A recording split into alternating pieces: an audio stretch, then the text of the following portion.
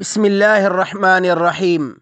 میرے محترم سامعین، آج جو میں آپ کی خدمت میں شرعی مسئلہ ذکر کروں گا اس کا عنوان ہے مسواک کرنے کی شرعی حیثیت کیا ہے اور اس کے کرنے کا طریقہ کیا ہے۔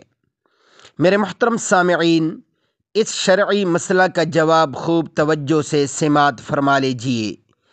مسواک کرنا سنت مؤکدہ ہے، اس کا بہت بڑا ثواب ہے اور اس میں بہت فائدے ہیں۔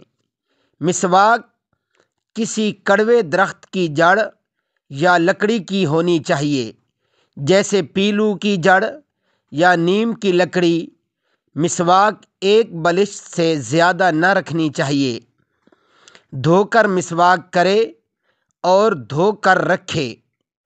مسواک کرنے کا طریقہ یہ ہے کہ اول دائیں طرف کے دانتوں میں، پھر بائیں طرف کے دانتوں میں کرنی چاہیے۔ 3 مرتبہ مسواک کرنا اور ہر مرتبہ نیا پانی لینا چاہیے۔ وآخر دعوانا ان الحمد للہ رب العالمین۔